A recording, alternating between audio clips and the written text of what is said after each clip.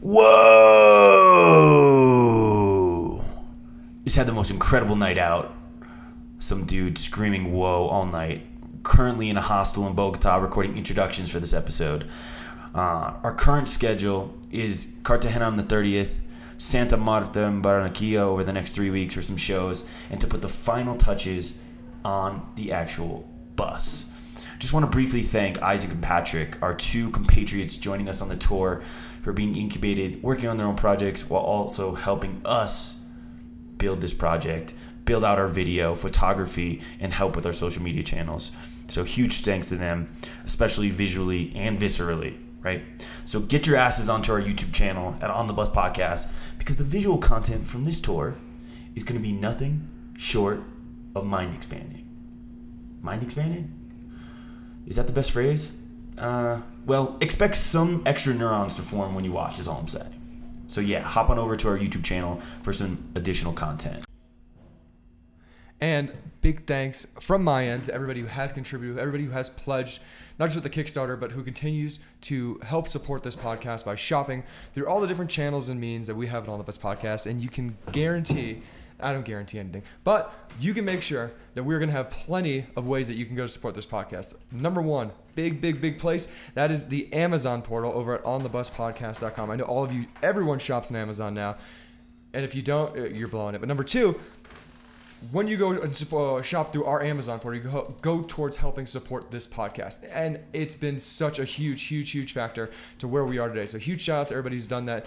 But you don't have to just shop through Amazon. We have several other ways, from the products that we talk about in the show, or products that our guests have invented on our show. One thing is Green Roads World. You have CBD oil. And if you use promo code On The Bus Podcast, you're going to get a 15% discount. And not just that, we have Organifi green juice powder. We have, what else we got? We have peely nuts. Peely nuts, the highest concentrated, The best nut. concentrated fat in a nut you're going to find. It's like an avocado, but in a nut. So if you are looking for that keto snack, it's what you want. Go get peely nuts. And again, that's going to be promo code On The Bus as well. And you can get yourself a 10% discount. And if you just want to contribute to us, if you want to be able to say, hey, I want to make sure Brandon, Daniel, Isaac, Patrick have a cup of coffee, have a place to stay, each and every place they want to go travel to, you can go and click on the PayPal button and you can donate. You can donate on a monthly reoccurring trend, a weekly trend, or a one-time sum. Again, huge thanks to everybody who has done all those things. And we make this show happen. We make this journey happen. We're able to go pull off these incredible things with the support by you all. So huge thank you guys. Some days I wake up and I feel emotionally disconnected from the people around me or the universe. Some days I feel the opposite. I feel intact and in touch with everybody I come in contact with. And the people that I'm about to share with you, I feel more than in touch with. These are the people that helped our bus get to South America. They donated not just money, but effort and energy into ensuring us to get there. So each one of these people was part of our Kickstarter rewards, and they joined in on the tier to get a shout out for one of our episodes. So this is a truly heartfelt, thankful. I don't think thankful is the right word. I think I lost myself real quick. Okay, this is a truly heartfelt thank you. That's the word I'm looking for. To these 10 people for pledging and getting our bus and our show and our dreams to come true. I'd cry, but no, I'm not going to cry, but I could. And these 10 people are Rajiv Nasta, also known as Raj. We've got Anthony Augustino, a.k.a. Scrum, funniest person I know. Cheryl Rickert, thank you. Stephen Reese. Oh, he always responds to the updates. Thank you, Stephen. Christopher Young, a.k.a. Aardvark. We've got Rennick Patterson, also known as Jupiter's Energy. Thank you, Jupiter, for your wonderful energy. We've got Pfizer Jordan, also known as Fizzy, Joltador. Ashley Barzy, thank you so much. The Brown Dog. The Brown Dog did an episode with us and never wanted his episode to be released. So thank you, Brown Dog, for your anonymity. Anonymity? Anonymity. Anonymity. It's a hard word. And lastly, Carmelo Alvarez. So thanks to each and every one of you for helping us get close to our dreams of becoming virtual reality superstars in this here 260-second version of The Matrix. And now we have Lya Battle. Lya Battle is the co-owner, co-founder, co-operator of Territorio de Zaguates. Territorio de Zaguates is a farm that she has inherited through her family, where Leah, her husband, and several other volunteers own and maintain a farm that hosts 900 stray dogs in Costa Rica. Costa Rica has about 1 million dog population, and there's a huge problem with housing all these animals, as well as having enough people to take care and maintain the health, stability of these animals. Leah is providing a really, really valuable service that the governance and other private entities have not seemed to be able to do as good of a job as she has. She is completely funded on her own. She does have several people donating and help contributing to this factor, but we got to actually spend a day in the life with Leah. Like, even when we recorded this show, this was in her office of her real job, where she helps to consult high school children who are about trying to get into colleges in and around the world. Now, we took an Uber out to a town called Heredia. Leah picked us up. We got in the car with Leah. We drove to the dog farm, and we got to run around, mosey around, roll around, run, dive, scratch, sniff with about 150 to 200 of her dogs. It was incredible. It was exuberant. One of the really cool, interesting things was noticing that there was not any alpha dogs. These were the nicest, kindest stray dogs. You only kind of want to think that there's a lot of happiness that comes with where these dogs are and the care that's provided by Leah. Yeah. In this episode, we get into Leah's story and her background and how she got into helping these animals. We talk about the importance of spaying and neutering, the value in education. Then we get into cultural shifts, and Leah gives us her opinion on the Shaolin Dog Festival and PETA. And guess what? Her opinion will shock you. So, Lya Battle, thank you for joining on this bus. Without further ado, let's roll.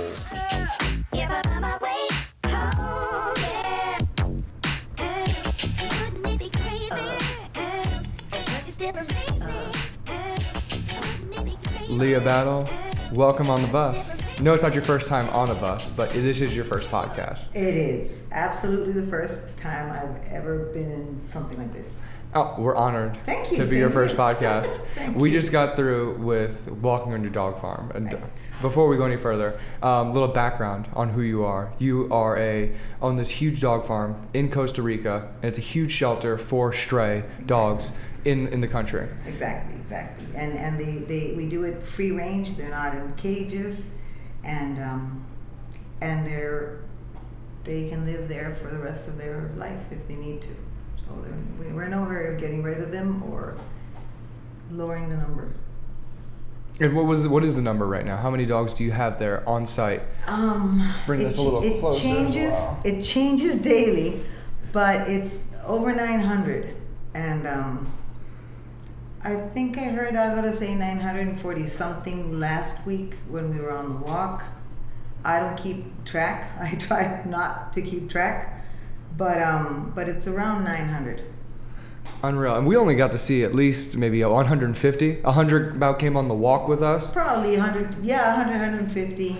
Are they all housed in that location where we were right there? Yeah, but you see, most of them are sort of hanging out around the house, or they're separate because they're on some kind of treatment. But most of the ones, generally speaking, when we go on a walk, when there's lots of people, generally the ones that hang around are sort of more attracted towards the big crowds. So we get bigger crowds of dogs following us and walking with us, so there's bigger crowds of people. But today we must have had 150, something around there. Generally, the 900 don't come on a walk. But on a normal walk, it'll be 300 dogs. Yeah, it wasn't even like a difficulty getting them all together, getting them to stampede us at the beginning of the walk. And I know this is a big popular thing. I've seen this, featured on National Geographic, like a travel insider on Facebook. And how long has these walks been going on? How long have you been doing this? Oh, for a long time. I mean, we moved the dogs up to the farm about 10 years ago. Yeah, probably 10 years ago. And let's say that the first 2 years we were kind of sort of quiet about it. And then it was actually the suggestion of a man I really admire. He's from Argentina. His name is Sergio Moraguez.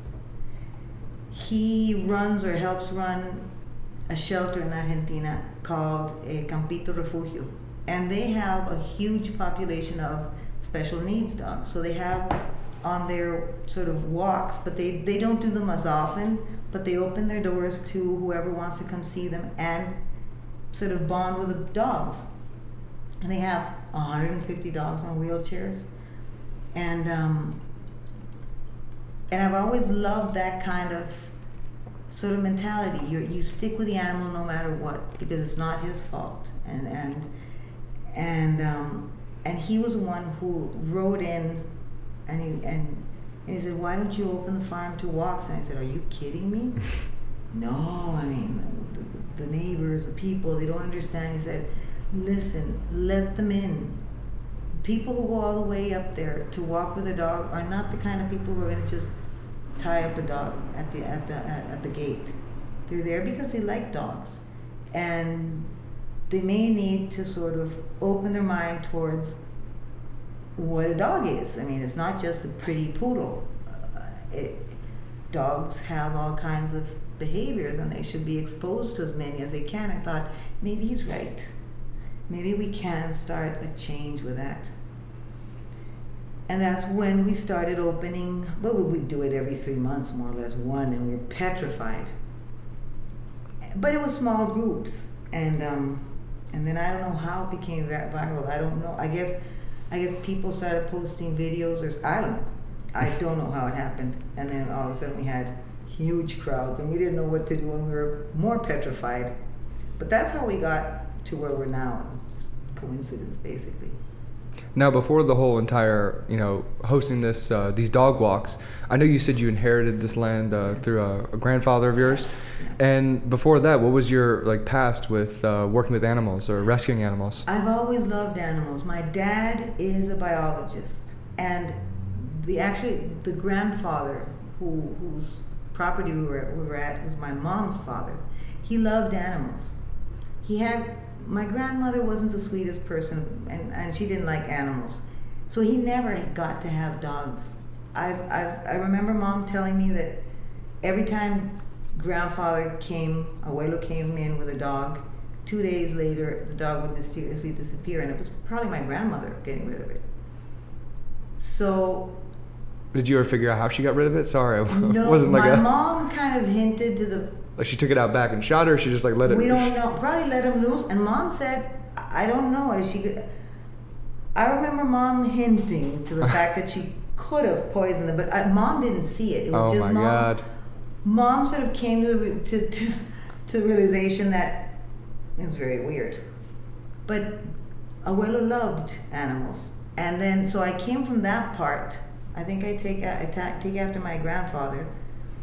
And then my dad, as a biologist, he taught us early on about the value of life in any life form. And he'd stop and he'd show us a little ant, and we'd walk the little ant back to the ant hill, and he'd show us how some were doing one kind of work and the other were doing other kinds of work, and how they all worked to help each other. And I remember just doing that, just understanding that made me sort of value that life, to the point I was a weird kid in kindergarten, getting into all these fights because her friends used to knock over or kick in ant hills, and I get really upset. So I think that helped, and the fact that we always had big backyards at home, and I could walk in with whatever animal I found from the street, and he was welcome. We never had dogs. We had 2 dogs. I don't know why. The rest I had orphan deers, and this is in the middle of San Jose, in really? San Pedro, Barrio Escalante, you're that area. And that's exactly where we're staying, right? You're staying around there, right? Right. That's my home. Yeah, well, how developed was it back then? Oh, pretty developed. As it is now? It was an old neighborhood. Have you been to Barrio Escalante now? Yeah. Okay, did you go to a place called the Beer Factory? I saw it. That's my house. That's where I grew up. No way, I think we passed that last night. Yeah. And that's so it had old houses with lots of property or lots of space and lots of backyard. And it was an old, it was already a very old neighborhood, so there weren't a lot of young kids to play with. We had to go all over the place to find our friends. But it was very developed. Still, my grandfather had farms, and my father had a farm way out there and almost in the border of Nicaragua, so he'd find orphan deers and he'd bring them home, and my grandfather would find a tepescuintle, which I don't know how to explain what it is, but he'd bring it. And every animal at home, I had snakes, I had toads. I generally went for the less appreciated animals. For some reason, I always thought other animals, rabbits, everybody liked rabbits, but nobody liked toads. So I'd bring back toads from Guanacaste, big toads from Guanacaste. But so animals have always been in my life. And then when I left my parents' home, I lived in apartments, and it was sort of not something you could do easily. But the moment I had a mini backyard, I thought, I'm going to get a dog. So I went in and Alvaro and I adopted a dog. And the rest is history. I mean, 900 more now. Yeah, exactly. Probably more. That's just 900 you have. Oh, that's 900 now. Yeah. I can't even count how many have been there in 10, 12 years. So what was the first step to finding the strays that you work with? The first step, sort of just finding him and feeling sorry for it and deciding I probably could do something for it and taking him home, getting him checked, because it was also getting him checked by a vet, get spayed, neutered, pretty, ready. And then have people say, hey, actually Marcela, who you didn't meet, she was a big part of this, because it was a very slow process for me. I didn't even have Facebook. This was 12, 13 years ago. Didn't want it. I thought I didn't need computers either. I don't even think anybody had it. It was like it's a fad. It's gonna pass. But she did. Marcela's much younger, and she did. And she'd come over and she'd take these beautiful pictures of the dogs I had, and she'd put them on her Facebook. And she'd call me and she'd say, I think I have a good family for such and such a dog, and I think I have. And that's how we started. Sort of. I actually then got a Facebook page, and with her help, we started placing more and more dogs. So it was a lot of it through Marcela, who sort of streamlined us to easier access. But some dogs never found homes. Some dogs were not what people were looking for. And when you live with a dog at home, you know how special they are, and you feel terrible that their outside might be what people are rejecting, and they're not giving them a chance to really discover what a wonderful animal, what a special animal. But anyways, I guess it's something we can't do much about. Well, especially it was interesting to see where dogs came from. They've evolved from wolves, and for not just the companionship of human beings, but it was a trade-off. In terms for protection, the dog protect the human. We're going to give them food or scraps, and over time, tens of thousands, hundreds of thousands of years, that connection has been made. Yeah. And so to see now as we move even more to these industrializing these cities, even more and more and more, and there's less space for the animals, not just to roam, and we're getting to more efficient and compact lifestyles, whether they're in apartments or compactor homes.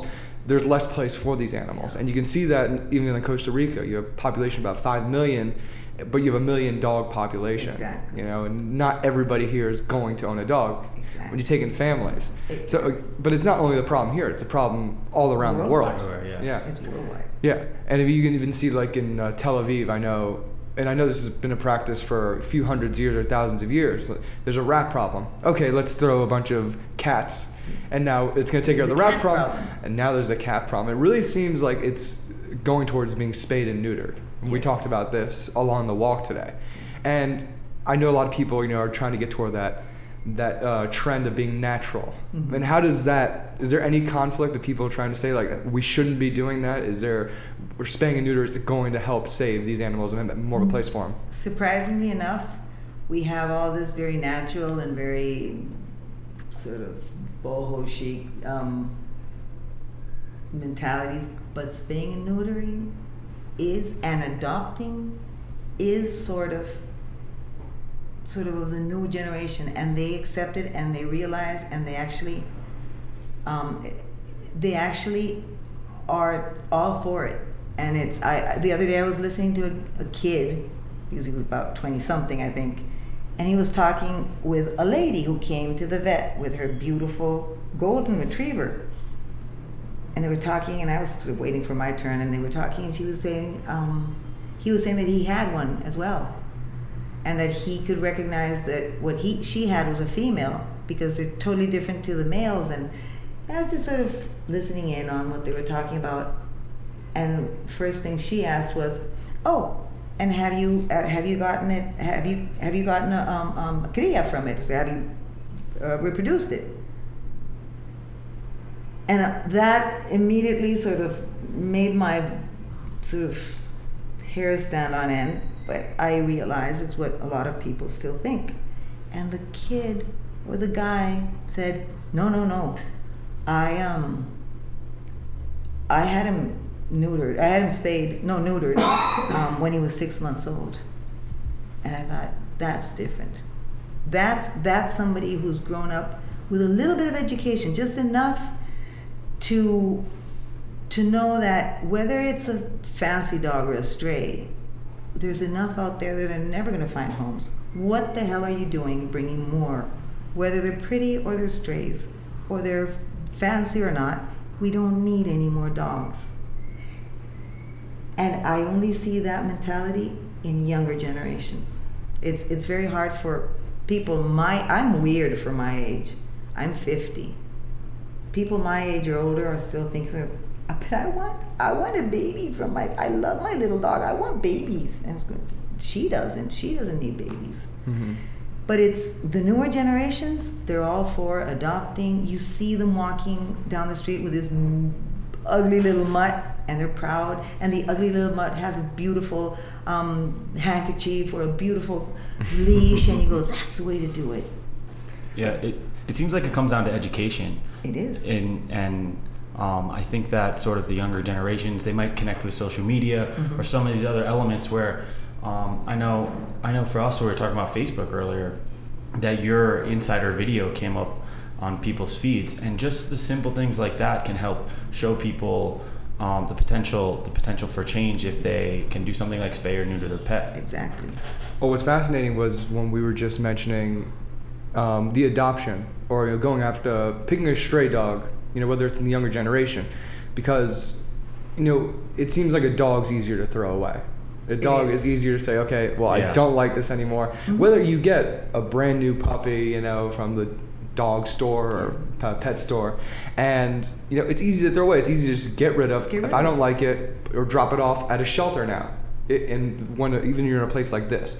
But you can even see that with humans now. I mean, human beings still do that with, babies. Like, we can just give it up for adoption, or I can't take care of it. And we literally have that many kids who are orphans. So how do we make it harder? How do we make it harder? Well, it goes back to her question. Do we need any more? But it's education. You have to educate people as to little things that are maybe you're not aware of. I don't think a lot of the neglect or the suffering that the dogs have had to sort of live with is all a product of evil. A lot is just ignorance. A lot is just that really they don't. But they're animals. They don't like being outside. And you'd be surprised what people don't know. And I go back to an example that when I was first learning to drive, I mean, I had to remember the sound of the engine and when to put the clutch in and when to shift the gear. But no one ever told me avoiding potholes was important. Why? I mean, it's a car, it's made of metal, and it's got big rubber tires. Who cares if you have to avoid a pothole? I mean, and it was a friend who actually, we had hit I don't know how many potholes, and he goes, hey, you forgot one back there, and I didn't understand why it was sort of, why he was making fun of me, and he goes, your car's gonna fall apart. Really? After that, I sort of, okay, so I'm aware of that, I try to avoid it. But if no one tells you that, for example, a dog needs to get vaccinated or a dog needs to get dewormed from time to time, that it's not normal that a dog just starts getting sad and then withers away till it dies, and nobody tried to get a doctor to see him, that's not normal. But you have to tell that to people. You have to open their eyes. And whether it's dogs or it's people, you see it a lot in older people. They get dropped off at a home, so or at a hospital, and they never come back for them. How do you think what's the best way to go about that, to educating people better? I think you have to actually show. What people don't want to see is the suffering behind that. People know it, but they don't want to see it. Face them with it. Face them with it. Make them part of that problem, and then make them decide: do you still want to do that to somebody else? Show. I mean, instead of putting all this money into selling beers or cigarettes, why not? And it's going to be hard, but why not show what an 80-year-old person who's always taken care of their family must feel when they're sitting there alone, looking out on a weekend, hoping that somebody comes to visit them, and it doesn't happen. And it's very common. Same thing happens to dogs who trusted the families who adopted them, who opened up. I mean, dogs are automatic givers, and they forgive and forgive. Do you think an animal with that kind of capacity for love just doesn't notice that he's been abandoned by the people he trusted? You don't think they actually sit there and wait for the person to come back? And I know there's been a few sort of eye-opening videos of the sorts, because I've seen it done. They did it. The one I saw, it was a little girl, and the little girl was dropped off in a forest. They tossed a toy, and she ran out of the car to grab the toy, and then the car just left her there. And you're shocked. You're absolutely shocked. And then you realize, because they turn it, and you realize all the time it was a dog. And you, for once in your lifetime, you imagine, for a lot of people, that might be the first time that they actually realize, oh God, it must hurt for them too. This is a horrible thing. If I ever thought of doing it, I can't. If that's my solution, I better not have a pet. And that's totally respectable. But until you make a person see what he doesn't want to see or what he's trying to avoid, you're not going to get change. But the thing is, it's easy to avoid. The only way we get to see it, like in America, is if you get to watch that commercial with the Sarah McLachlan music, or she's in there too, Mm-hmm. and you're in the eyes of the angel. But all you have to do if you're really uncomfortable is Click it off. click the button. Fast forward, jump ahead, jump to a new channel, and you're already stimulated by something else. Absolutely, when it's a choice. But when you're a kid and you're sitting in a room, in a classroom, and you're forced to sit there, and your first escape is going to be recess, why don't we introduce a little bit of that in class? Yeah. We had another guest on our show who was saying the same thing about introducing gardening into education as kids, right? Michael Hinian. Yeah. And just being able to teach them that at a young age, when their prefrontal cortex is still being worked on, for them to understand and treat things respectably, Yes. and to have the visual access to what they're going through. Exactly. Well, I think that one of the things you were just talking about with the connection between us and the animal is, and there's a hormone that we were talking about earlier. It's oxytocin, and that's what I was gonna say. When you so you get that when you connect with monogamous bonding. So like if you see your husband or he sees his girlfriend and they look into each other's eyes, they release oxytocin that helps with the bonding. They discovered that between dogs and humans, we have that they release oxytocin when they look in our eyes, when they see their owner's eyes, and we do the same when we see theirs. So there is this beyond physical bonding with each other that it's love in some other sense that's indescribable.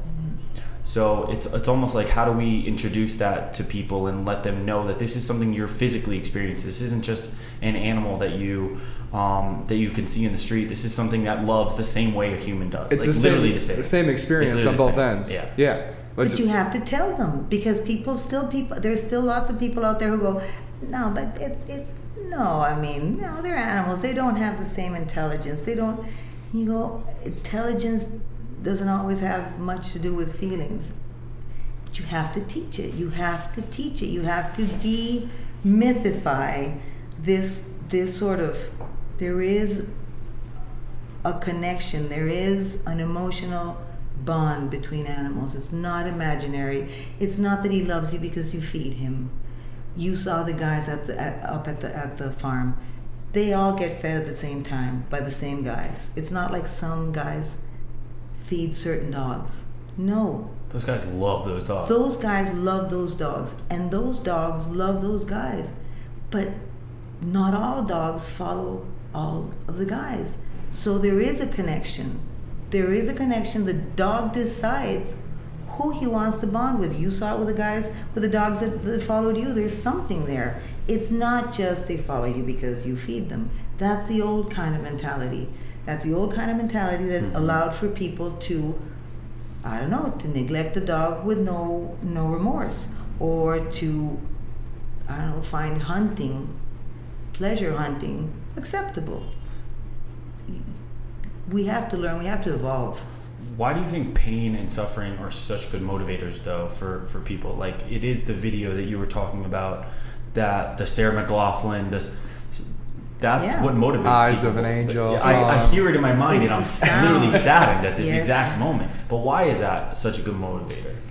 It's a motivator because precisely we hide our feelings all the time. Yeah. We're taught to do it, and it happens naturally in some cases, and when it doesn't, we're taught to do it.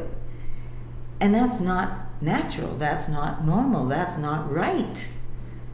So sometimes there's a scene, a song that goes to that sort of area you've plastered over and you've covered and is suffocating, and it opens it, and even if it's pain, it produces a gush of feelings that needs to come out and needs to be there, even if you try and hide them in a day or so. It has to be. There's nothing held back is natural. Nothing that you try and think your way out of is natural. And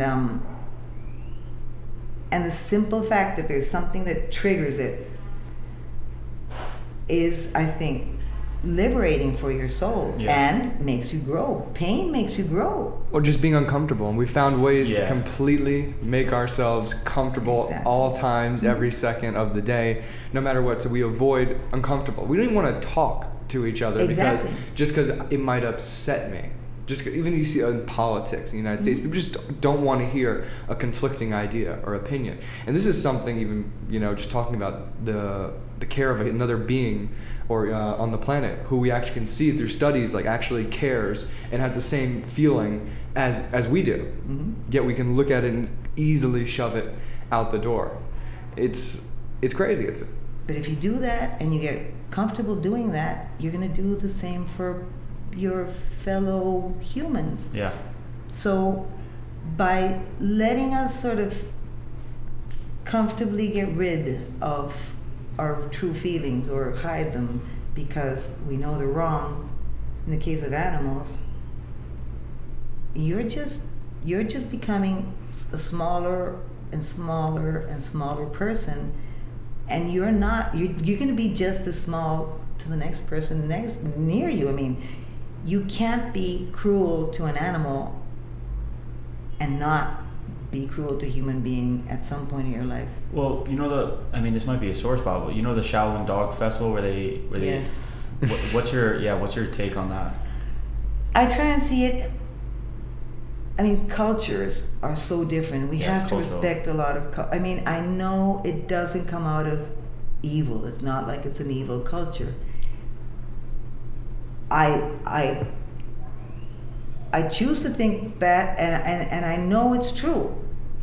It's a shock for me to think of dogs being murdered, but then again, we do the same with cows and pigs. Mm-hmm. Thing is, most of humanity is sort of okay with that. But what if all of a sudden we had a certain place in the world that wasn't? We'd be exactly in the same position they are with it hurts, and it's something I'd love to stop, but I can't judge the people who do it. I feel terrible that there's a need in humanity, whether it's that festival or bullfighting or dog fighting or just dog breeding, just to fatten your wallet and keep the dogs in bird cages because it's cheaper that way, and just pumping out puppies. That's horrible. It's a pretty level response for someone who is into animal rights and protecting animals and shielding animals. Because impressed and shocked. I mean, you look at a company like PETA. I mean, that they're going to go chase people down, buckets of blood or red paint, and just throw it on people who are wearing fur or who are doing anything over the top that could be harming an animal. Even some people are like vegans. I mean, just anybody. No, you're wrong. I don't see how anybody could do this. There's no other way but my way. So, and that's wrong. Yeah. Well, it's again respecting or trying to put yourself in the other person's shoes of that culture, or understanding who they are, where they come from, and why they do it.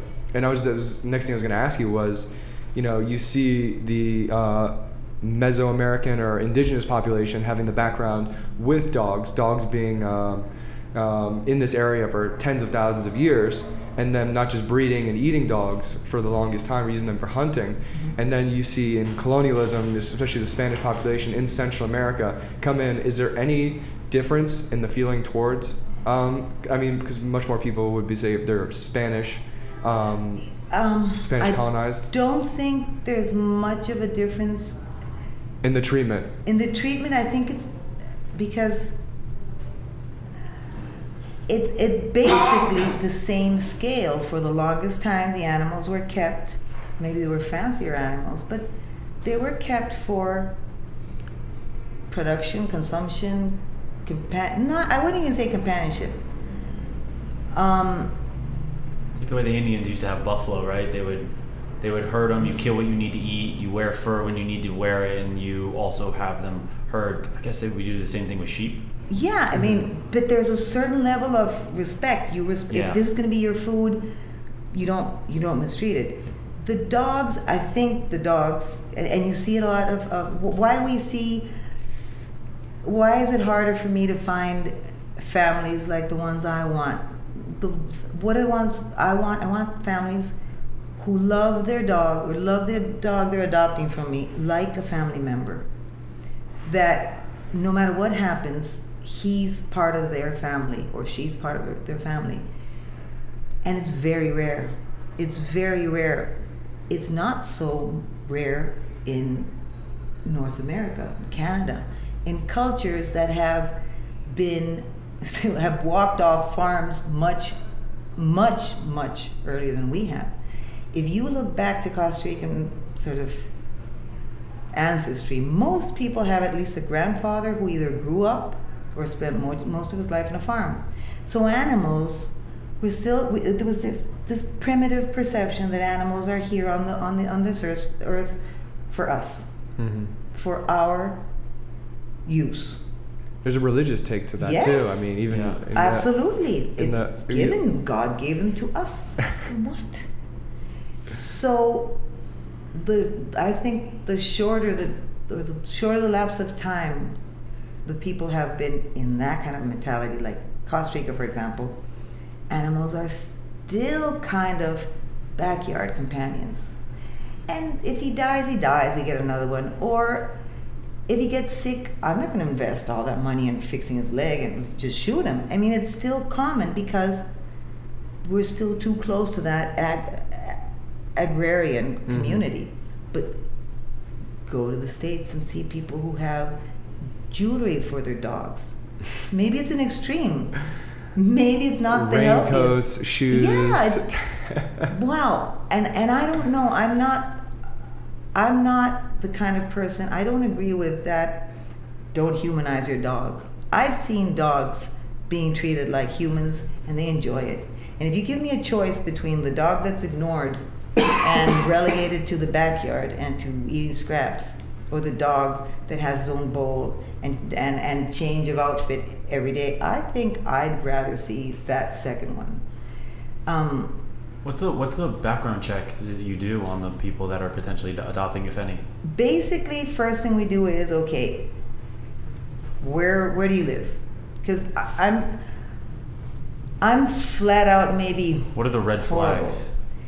Certain areas, certain difficult areas. I mean, we often take dogs from sort of low-income housing areas, just because there's other problems, other social issues there, and if they can't handle being a human species community and That's universal, yeah.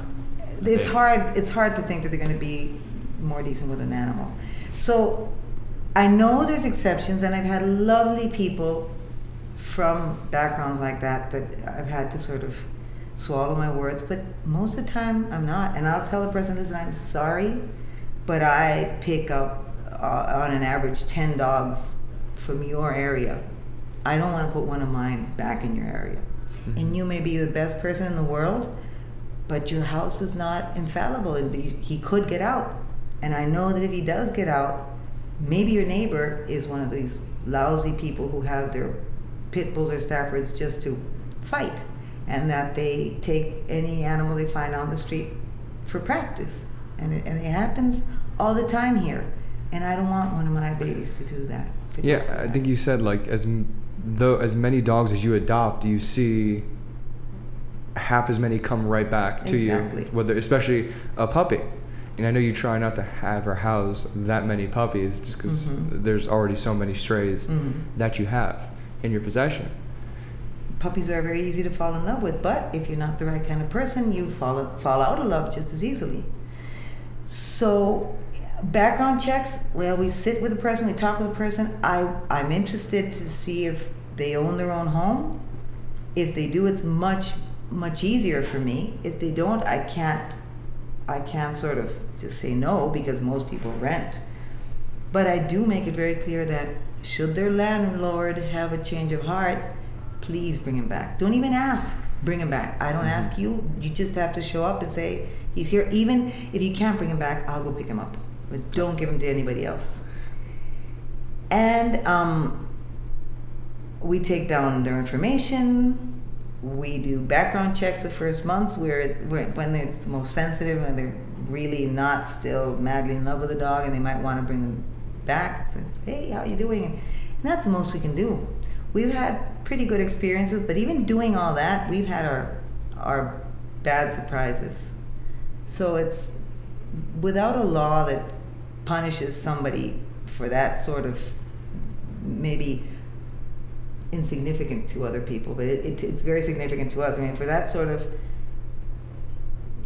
mistake of neglecting the dog. Yeah, I still can't help but compare it to something like a human adoption, where the human being can at least say, listen, they're beating me, they're hitting me, I'm not eating, this dog can't communicate back with you, you let it go, and sometimes you don't even get it back. Someone just lets it out, lets it go, or even sick your grandmother, possibly poisoning it. Yeah. And I know you mentioned before, like, you're kind of an oddity, a rarity in Costa Rica. I mean, who else is doing what you're doing? Is there anybody else doing what you're doing? Is there some people that don't approve what you're doing? Oh, there's lots of people who don't approve of what I'm doing. But there's a lot of people trying to do something for animals. Since we have, I think the fact that we have a government that just turns its back on the animals makes other people go, but who's going to do something for this dog? They actually have the feeling, they just don't know how.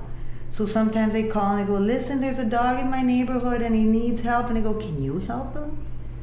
Can you take him to a doctor? No, because it's very expensive. Can you feed him at least? Can you leave food out for him? If I tell you where there's a free spay and neutering clinic, can you take him? Because I can't do everything. And the few people who are doing it, although there's independent people all over the place trying to do things, it's just a few people. So you have to teach society that if you really feel that there's an animal that needs your help has to be more than just calling somebody and say, hey, can you pick him up? Because there's not, a lot of these times they're going to pick them up and euthanize them. So might as well have left them on the street. And is that the government-run organizations that are? No, it's the privately owned. There's nothing really run by the government here that they don't. Just sponsored, probably. No, not even sponsored. The government doesn't have its own shelters here. It doesn't even help people who do have the shelters because there isn't the money apparently for that. So if you have privately owned shelters, you have to accept that it might involve euthanizing animals because they don't have enough space. They don't have, where are they going to put all the animals that people just bring to their, if you don't educate the culture first, you can't really just open the doors and say, hey, get rid of your animal here, because everybody will. You've got to create that. And I think kids, these younger generations are growing up differently, and they wouldn't abandon their animals. Well, you just don't see, I don't know if you mentioned this before, but there's no other place that has this many dogs or is holding this many dogs. No.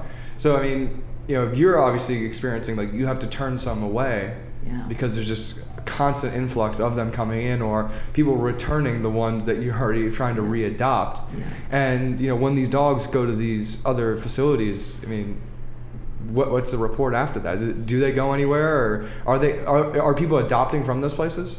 Some people adopt from these places, and I try to think, if I only get about 3 or 5 adoptions a week with dogs that are socialized and they run up to you and they're happy to see you, how many can these places that have their dogs caged in, how many dogs, yapping, stressed out dogs, do you think can actually sort of get adopted? I don't know, maybe pity, maybe they feel sorry for the dog in there and they'll adopt it, but I don't think it's a sort of most conducive way to get adoptions, and they can't hold them forever, so they'll be euthanized. We talked about the ratio, 1 million dogs to 5 million people, or vice versa, but where's the problem in it? Where's the problem in having this many dogs? Is it going to spread disease? What is it that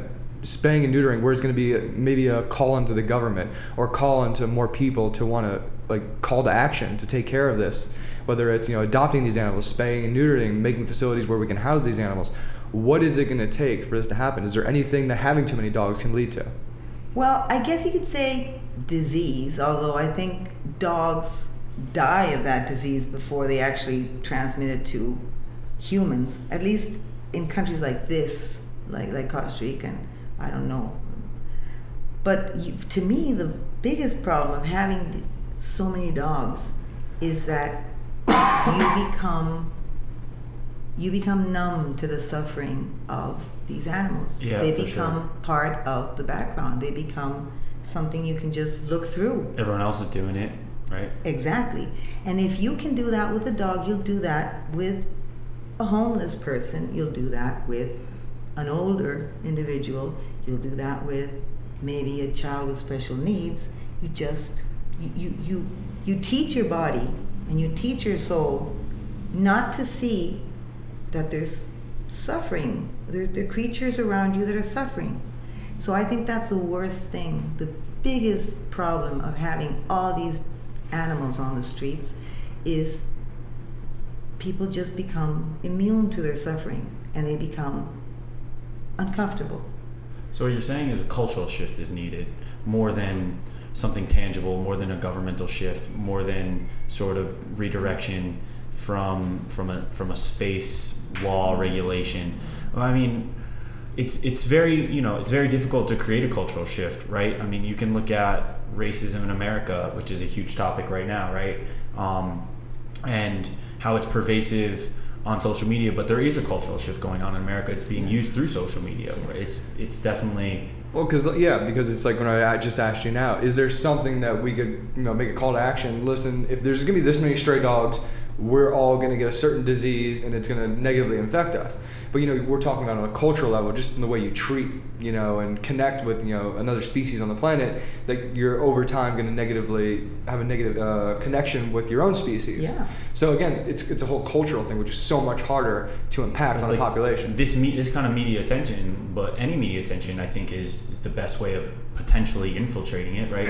I actually, so North Korea, there's this supposed thing going on right now for North Koreans is they're infiltrating South Korean pop culture into North Korea to help them become aware. If you just... Well, they take out balloons, they put DVDs attached to balloons to go over when the wind's blowing to the north. Yeah. They drop in DVDs or CDs. So bombing them isn't going to work. They're all brainwashed. But if you create a cultural shift from the bottom up, then it... Make them want to be different. Exactly.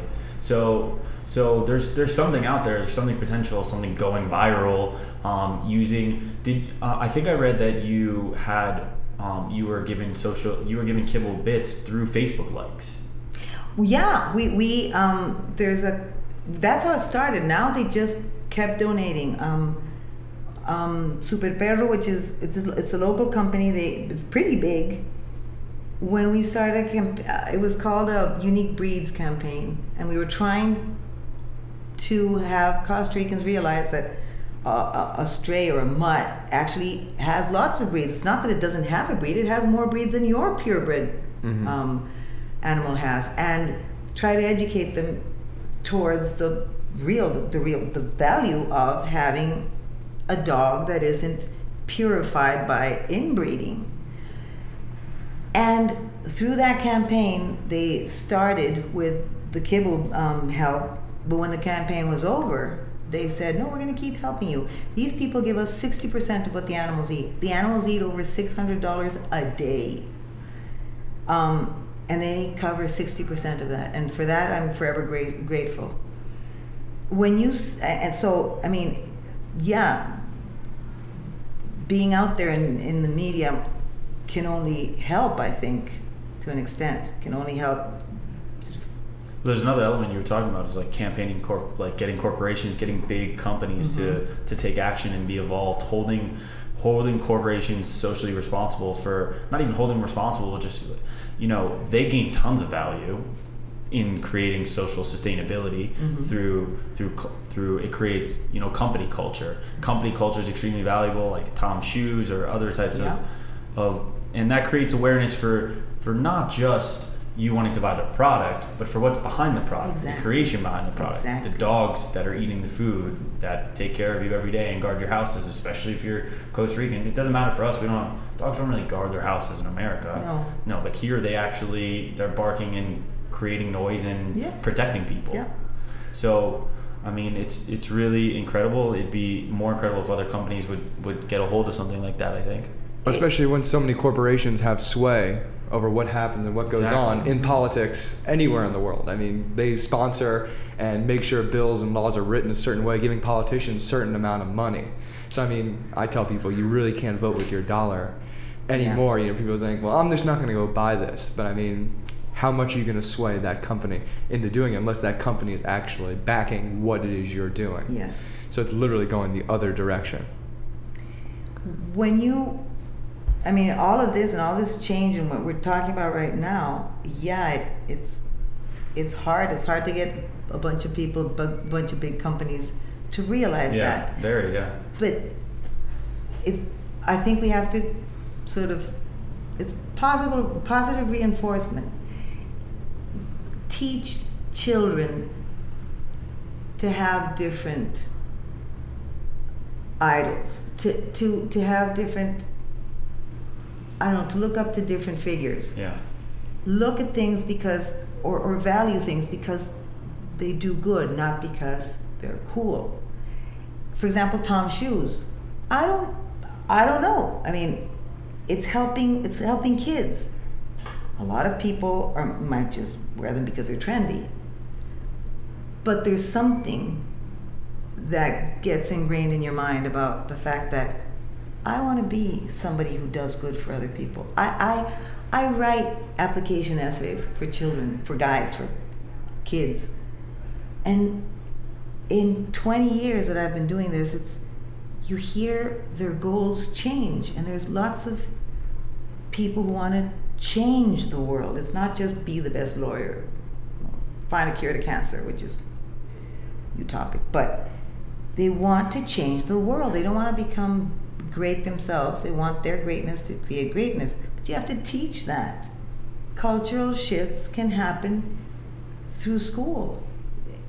We always try to guard children from ugly. Mm-hmm. No, he didn't die. He's asleep. Trophy syndrome. It's not. Show them that there's pain out there. I remember my kids when I was teaching preschool, and I decided I was going to talk about the ozone layer and explain what was happening with the ozone layer. These were prep kids, and I remember one of the kids, after we explained, he sort of raised his hand. He goes, "And what if we can't close the hole? Then what's going to happen to us?" And I go, "We're all going to die." And they were shocked, and they were sort of, "How? When?" And I go, "I don't know. Eventually, you might survive it, but maybe your grandchildren might not, and maybe you'll survive it, but the conditions in this world are going to be horrible." Well, that part right there where you said maybe the next generation is going to experience that, and it also plays into people wanting change. We all want change. We want it to happen now. We don't realize that just because it doesn't happen in our generation, our timeline, when we're alive, the impact it has. And it's hard for us to think outside of us not thinking that, me as an individual thinking I'm the most important thing in the universe. Exactly. And that we all have that, because that's, what you would call it, ego or yourself, and that's what's there. So how do I want to continue? Because like you said, those changes, whatever the impact you want to make, it changes over time. I want to do this at one point, I want to do that, but it wants to go towards a greater good. But it's hard looking past when you're alive, or to that next generation where it's like, okay, it's not working right now, but no, I'm going to keep going at it because I know this is going to lead towards something special and something more important. And it plays into what you just said with not shadowing kids away from things. Mm-hmm. And a big thing is anthropomorphification. Did I say it right? Anthropomorphizing. Uh-huh. And it's when you try and put like a human aspect towards certain animals. Mm-hmm. And there's a certain level of that, if, like looking at a bear. Mm-hmm. Or I think it's with cats too, like people with vegans not wanting to feed cats meat. Technically, anthropomorphizing is for things that are inanimate, but we'll just go along with it. What do you mean, like teddy bears? Yeah, like teddy bears, or like this desk, or I could be wrong here, but like a teddy bear is oh look, this is a bear is like Winnie the Pooh, and it's just nice, but it's this ravenous, just carnivorous species on our planet that is looking to constantly want to kill. I mean, what? I just thought it was funny that I stopped for that. Oh, it's the same thing with cats, and you look at some vegan cats and not trying to feed cats meat, and they'll die because it's a staple of their diet. They die.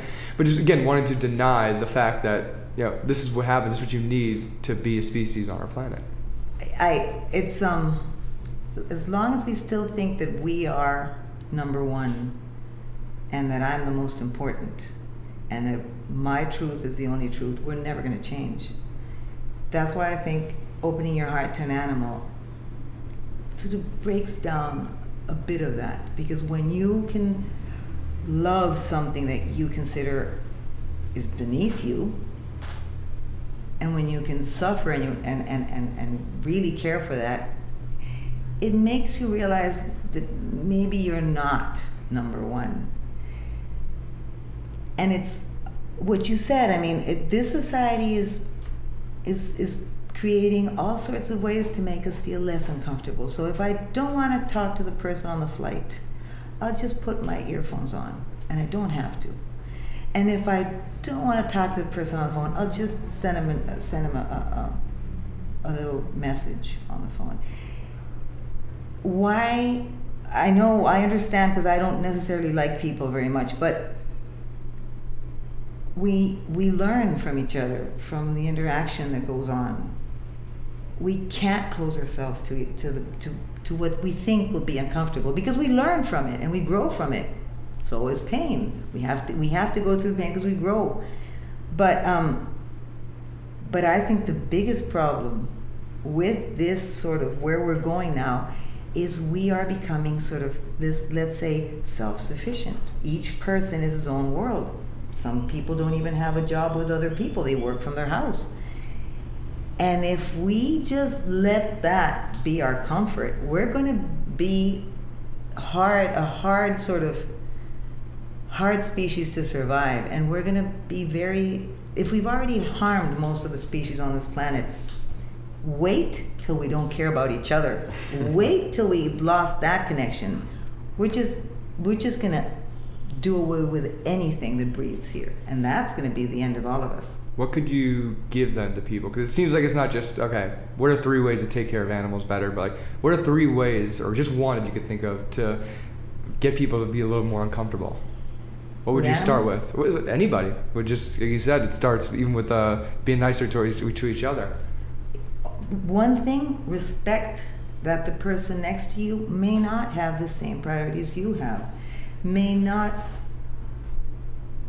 take away moral from your life. What's moral to me may be immoral to somebody else. What's okay for certain societies may be terribly wrong for mine, but that doesn't make them less worthy of life than me. We just, if I don't like the fact that for a certain society, marrying 9-year-old girls to 45-year-old men, if I don't like that, I'll try and stay away from that. That's it. But look beyond your set of beliefs and try and open yourself to what's out there. Try and open yourself to other ideas, to other feelings, and to other lives that are around you.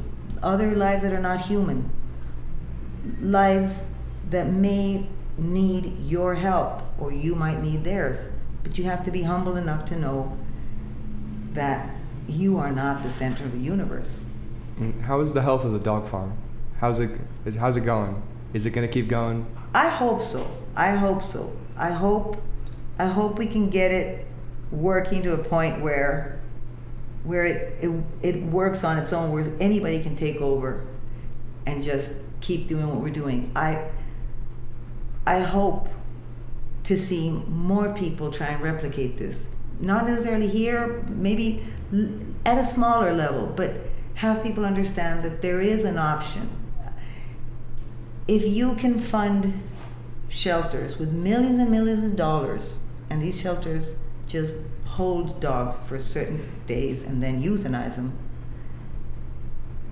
use less, buy a little piece of property, get a family living there, and give them 25 dogs. It'll be cheaper, and you'll be making a difference in those lives. Do it in a little scale, but start trying to do it differently. And you might end up like we do right now, thinking back at times where something was normal and now it's unacceptable. We have to get to that point. It's not so long ago, you couldn't even drink from the same fountain that colored people could. I remember my mom left Costa Rica and she went to New York. And she didn't care. I mean, Costa Rica wasn't in all of this sort of racial thing, or at least she didn't grow up thinking that way, so she didn't care. And she was almost arrested once because she was drinking from the colored fountain. She didn't care. But it was okay. It was normal to see that. Now we are disgusted by that sort of behavior. So let's try changing to the point where we look at the way things were done before and we're disgusted by it. I think that's perfectly said, actually. You don't usually see the transitions when they happen. You do when you look back in an extended time period and notice it. But the thing you really don't see is it working from the ground level, No. which is what you're doing, which is exactly what you're doing. And you have to infiltrate into other people. It starts with one Martin Luther King. It starts with that one person or a few people who are working on it, who spread an idea and a concept, and it takes a while to infiltrate and take over. And then when you look back and you realize, you know, what incredible change it's created, you can see all of it as a whole, which is why, you know, as you build your organization up, as I don't know if you Eddie from Black Jaguar White Tiger. Yeah. Why does it sound so familiar? Wait. He has a To Mexico City, right? He's in Oh Mexico. yeah, of course. Of course. Yeah, so he started. I mean, I was following him on Instagram like 4 years ago when he coolest. started out super small and only had this Jaguar, and now it's become huge and it's all about saving. It's very similar to what you're doing, but for cats. And so as yours grows, it inspires people. Like, I'm so inspired from looking at his Instagram constantly. Now my whole brain is always thinking about how I can protect animals in this way or shape or form. And so it's very similar to what you're doing. It just takes some time to actually happen and enact. And the more you tell other people, the more you share it, the more that people realize what's good, the more they get educated. And it's not going to be easy. If it was easy, it would have already happened. But you have to do it. And as I said, when you're from the ground level, all you see is the problems and the grievance and everything. You've got to keep going past that if you want change to happen. Because you always go through a very uncomfortable stage before change actually happens. So it's just about believing in your ideals and sticking to them. 2 words, what you want to be remembered for. Wow. Love. Dogs or animals, love. That's the only thing. Beautiful. And will there always be a Lya Battle at Territorio de Zaguates? Oh yeah. Whether people like it or not, there's always going to be. And when I'm not there physically anymore, they can sure be as sure as all I'll be there. Always. I know our listeners are going to get to see, I hope they get to see everyone, I hope you get to see the videos that we have from the dog park, the running. You can just see how special, how magical this place really is. It was mind-blowing, the experience of running with the dog and just seeing how happy they really were. Like, we were talking about it before, but to actually see it, they seemed like 100 times more happier than they could have, than we had thought that they'd been. Or just seeing that many dogs cooperate. Yeah. You know, especially if you Agree say with each other. stray dogs. Yeah. People see them maybe a little more aggressive. Primitive. No. Yeah, and it was amazing. Yeah, now I think about, okay, so you know you had the holding area where Yeah. it was the new dogs and Yeah. you said they were a little angrier and unhappier. Now in my brain, now that I look back on the experience, I'm like, oh, those dogs, they haven't made it to the cool part yet, and they're in waiting. Yes. They're the dogs that are waiting to break it down and go have fun with all the other dogs. Exactly. Yeah. Exactly. So, cool. So how can people find you? How can someone, whether they're on vacation in Costa Rica or they're visiting or living here, can they come out and say, hey, get on the phone with you and say, Leah, I want to come experience, I want to walk with dogs? Or how can someone, connect with you who maybe has no idea about this, no idea about Costa Rica, and this is something maybe they're coming to visit Costa Rica for now? We have sort of certain weekends where we have the walks, and that's the easiest way sort of to look in our Facebook page or our web page, and that's easiest for us to accommodate, because you have to remember it's a farm after all, and when we're not, we have to look after the dogs and treat the dogs and medicate the dogs. So we so far we haven't found a way to keep open all the time.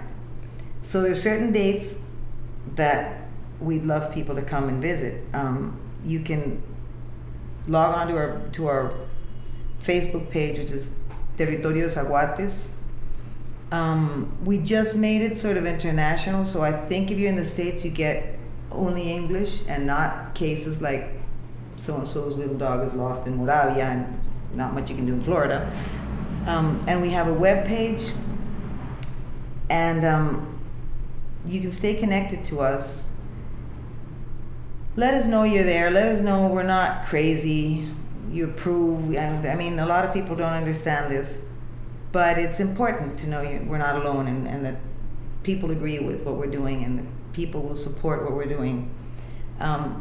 If you want to donate, it's really welcome. I mean, we do miracles. I mean, with what we get, and it all goes straight to the dogs.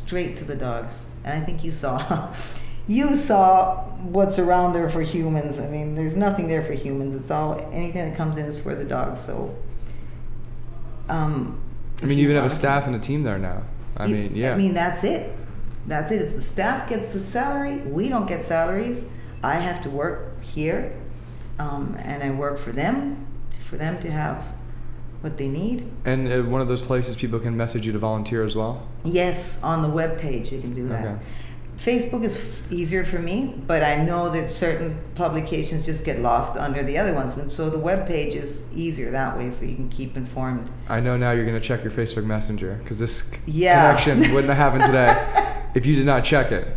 Yeah. We almost missed each other. Yeah, I'm going to be a little bit better about and that. I'm going to help you set up a whole cryptocurrency donation thing, be the first person to donate to it. So Thank you. We're going to make sure we had those addresses for you guys to send your crypto in. Donate some crypto. It's recurring. The value's always going up. You got Litecoin laying around, Bitcoin. Oh, you're not using any more Ripple? Donate it. Donate it. I think that's it. Leah, thank you so much. No, thank you. Not just for coming on the bus, Leah. No. Opening up the dog farm today, taking us on tour today. I mean, we literally got to walk a day in your shoes. Yeah, you did. By 6 a.m. we were up, met you at the grocery store, got in the car with you, drove all around, lunch, change, and now we're at the tutoring. Tutoring place at EPL, right. So thank you for caring. What thank you day. for finding us interesting. Thank you. No problem. Cheers, everybody. Cheers. Great show, great episode. Lya Battle in the books. Thank you so much for coming on this show. Thank you so much for the service that you provide, not just for these animals, but the amazing education process that you give to other human beings on how to be better caregivers to their animals and better friends and better human beings towards them. You can find Leah and you connect with Leah at Lya Battle, or you can find out all about her dog farm, which is called Territorio de Zaguates, and that's going to be Territorio de Zaguates on Instagram and Facebook as well. And if you want to support, you can go to Leah's website, and she'll have plenty of places where you can help and contribute and even find ways to volunteer, because your time is money and your money is time. And again, for us, you can go to our website, On the Bus Podcast. Make sure you subscribe to the show, like it, write a review, do the works, and we'll see you guys on the bus.